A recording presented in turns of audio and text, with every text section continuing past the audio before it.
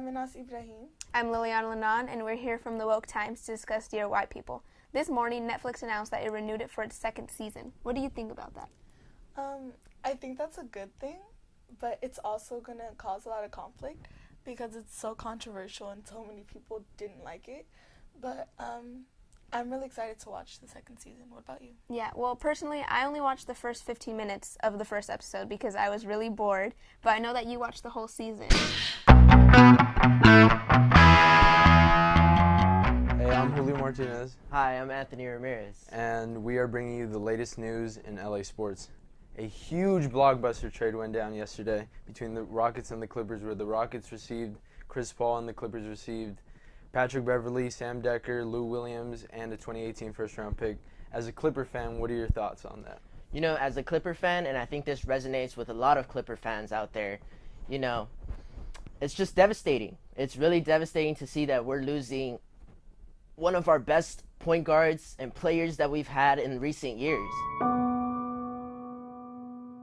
I'm very, very impressed with the exhibit. This is actually my fourth time coming to see the exhibit, and every time something else stands out, something else captures my attention, and it has an emotional kind of impact on me. But it's generation after generation of injustices done to the Black community, to the Latino community, and it's highlighted here in LA, and it's cool to be a part of that history. How do you feel about Trump's first 6 months in office? Disaster. Honestly, I cried literally when he got elected, and I was very shocked, and I told all of my friends not to vote for him. But at this point, it is what it is, and the world is what you make of it now. I think he's a terrible president. He's a terrible example for the youth of America. I think he's a terrible example for Honestly, I believe what he's doing is not so good right now, especially coming off Obama's presidency. It's kind of reflecting how you can go from someone really good to someone really bad in an instant. What is your opinion on immigration? I think that if the Trump administration has anything to do with it, it's going to be terrible. And I'm horrified what the Trump administration is doing with regards to immigration. I'm all for immigration only because my parents are immigrants from like many generations ago, and I think the whole immigration ban was completely absurd and unacceptable. I think that Mexico is our neighbor. We're doing a great disservice to the world in general by giving off air of our neighbor to the south is our enemy, and then we're going to put up this wall to keep out our neighbor, basically. That's basically what they're saying.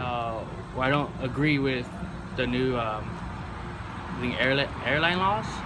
How they're going to stop people coming in from, I think Iraq or anywhere that's not U.S., they're going to stop them. And I don't think that's right. That's not our right to stop people.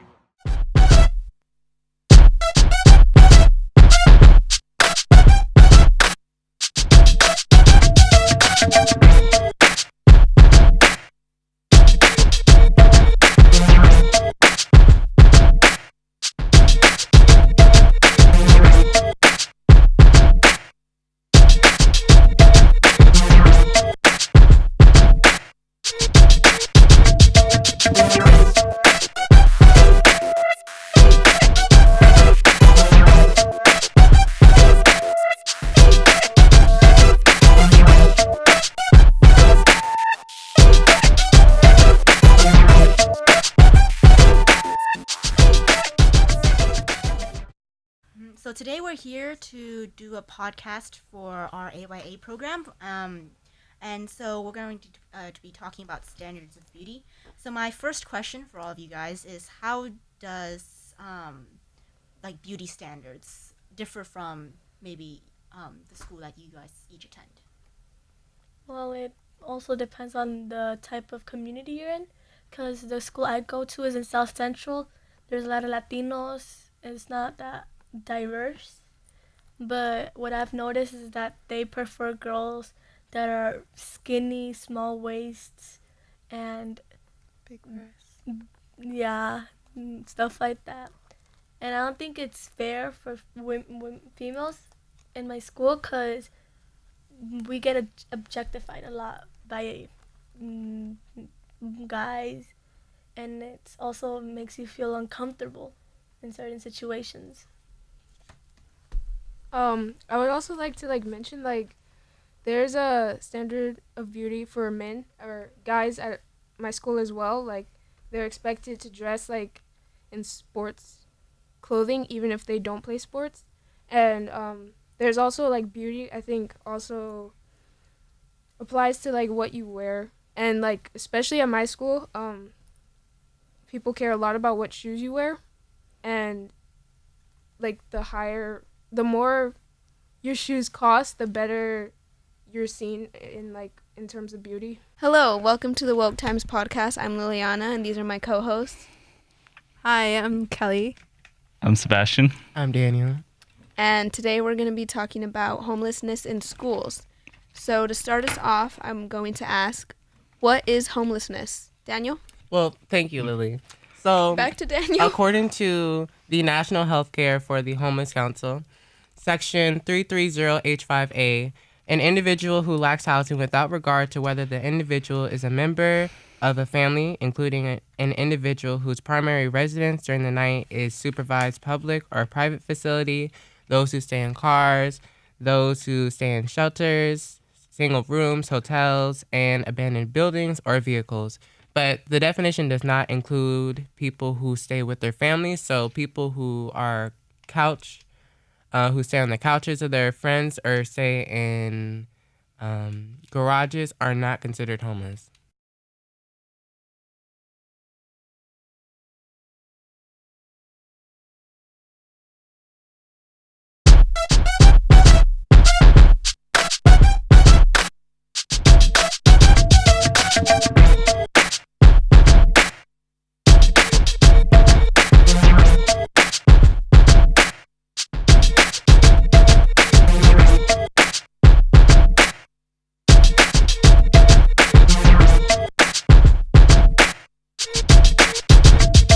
Thank you.